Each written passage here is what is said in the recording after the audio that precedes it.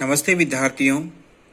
संस्कृत की ऑनलाइन कक्षाओं में आपका पुनः हार्दिक स्वागत। तो विद्यार्थियों, अपन दुर्योधन की शासन व्यवस्था का अध्ययन कर रहे थे कि किस प्रकार दुर्योधन अपने राज्य का संचालन कर रहे हैं। तो इसी क्रम में जो गुप्तचर है वो युधिष्ठिर से उसकी राजनीति, उसके शासन संचालन के बारे में बताते हुए कहते हैं, वसूनिवाञ्छन् नवसीन मन्युना स्वधर्म इत्येव निवृत्तकारणः गुरूपदिष्टेन रिपोसुतेऽपि वा निहन्ति दण्डेन सधर्म विप्लवम्। इसका अन्वय देखिए। स वशी वसूनि वांछन न मन्युना न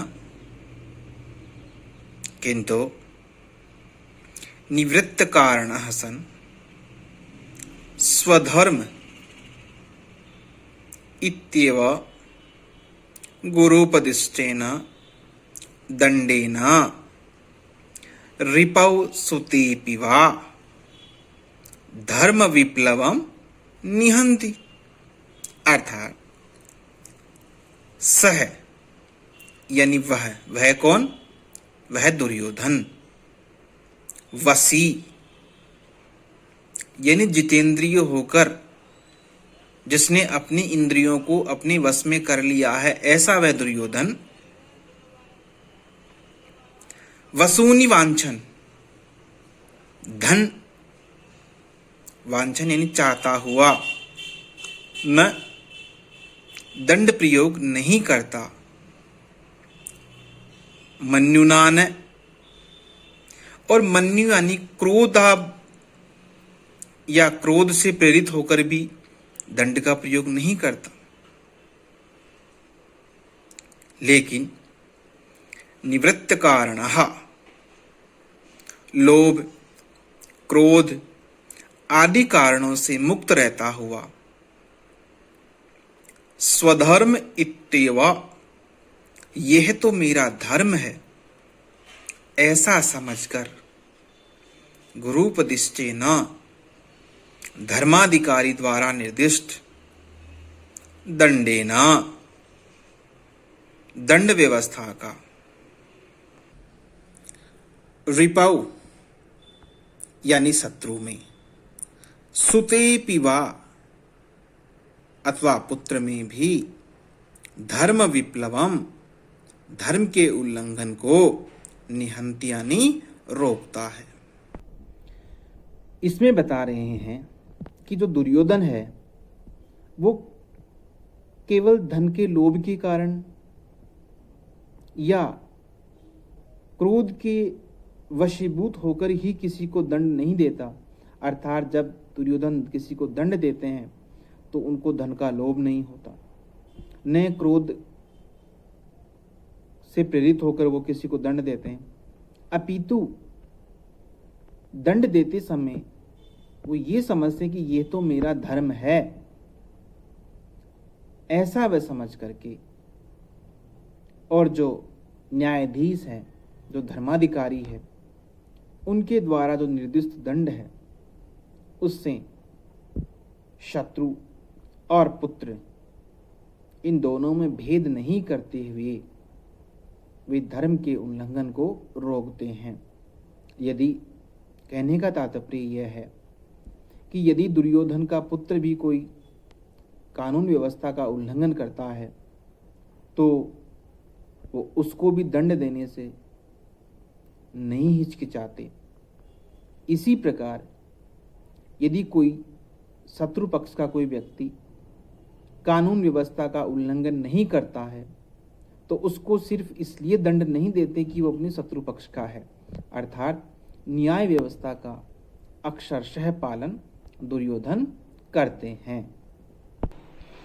आगे जो गुप्तचर है वो बता रहे हैं, विधाय रक्षान् परितः परितरान् असङ्किताकारमुपेति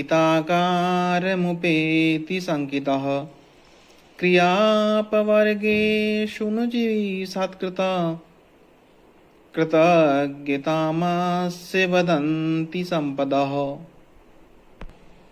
इसका अन्वय देखिए। संकितः परितः परेतरान् रक्षान् विधाय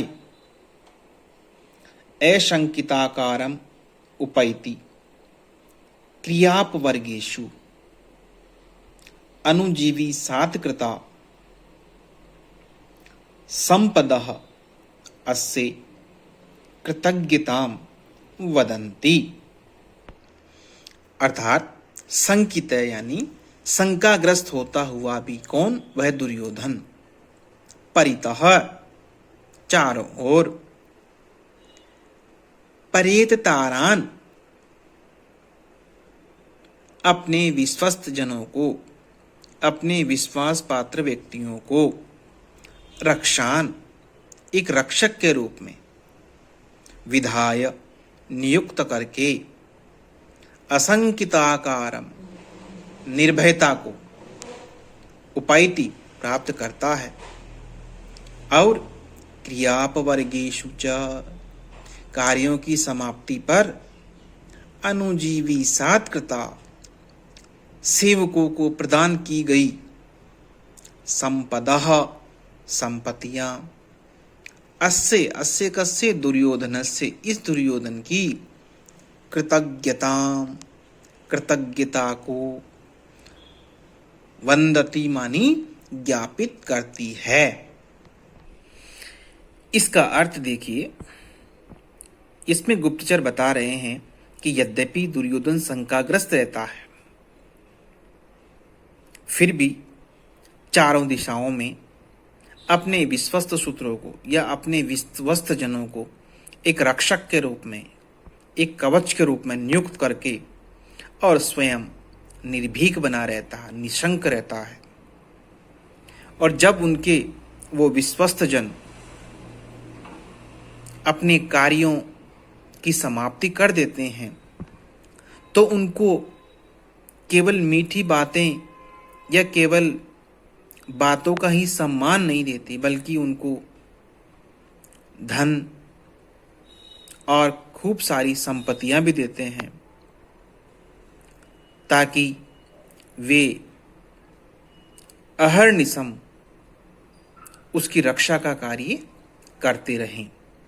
क्योंकि युधिष्ठिर इस बात से अवगत है, क्योंकि दुर्योधन इस बात से काफी भिज्ञ है कि यदि मैं केवल मीठी मीठी बातें करूंगा और सेवकों को उचित पुरस्कार स्वरूप कुछ इनाम नहीं दूंगा तो वे अपने कार्य को निष्ठापूर्वक संपन्न नहीं कर पाएंगे। इसलिए वह उनको सम्मान के साथ संपत्तियां भी देते हैं। अगले पद्य में जो गुप्तचर हैं वो कह रहे हैं, अनारतं तेन पदेषु लम्भिता विभाज्य सम्यग् विनियोग सतक्रियाः फलन्त्युपायः परिबृंहिता इति उपेत्य संगार समिवार्थ संपदः। इसका अन्वय देखिए। तेन पदेषु सम्यग् विभज्य लम्भिता विनियोग शतक्रियाः उपायः संघर्षमुपेत्य एव परिबृंहिता इति अर्थ संपदः अनारतं फलन्ति। तेन यानी उस दुर्योधन के द्वारा पदेषु उचित स्थानों में सम्यक अच्छी प्रकार से भली भांति विभज्य विभाग करके विनियोग सत्क्रिया उचित उपयोग और सम्मान लंभिता अच्छी प्रकार से प्रयुक्त उपायः जो उपाय होते हैं, साम दाम दंड भेद, जो भी संघर्षम स्पर्धा को उपेत्य इव प्राप्त किए हुए से परिब्रंहितायति, हमेशा वृद्धि को प्राप्त करने वाली अर्थ संपदा धन संपत्तियों को अनारतम निरंती या निरंतर फलंती यानी फलती है। अर्थात उस दुर्योधन द्वारा कर्मों में भली भांति विभक्त करके और समुचित उपयोग सत्कार को प्राप्त कराए गए साम दाम दंड भेद आदि जो उपाय हैं, वो मानो परस्पर स्पर्धा को प्राप्त किए हुए से और भविष्य में सदैव वृद्धि को प्राप्त होने वाली संपत्तियों को बढ़ाने में लगे हुए हैं। कहने का तात्पर्य यह है कि सही समय पर सही उपाय से यदि कोई व्यक्ति कार्य करता है तो उसको सदैव सफलता मिलती है। सही समय पर सही स्थान पर सही उपाय का प्रयोग ही व्यक्ति की निरंतर प्रगति और उसकी सफलता का कारण होता है। वही उपाय दुर्योधन ने अपनाए हुए हैं, तो ऐसा लगता है कि उसके जो साम दाम दंड भेद जो उपाय हैं वो निरंतर एक दूसरे से प्रतिस्पर्धा करते हुए उसकी समृद्धि को बढ़ा रहे हैं।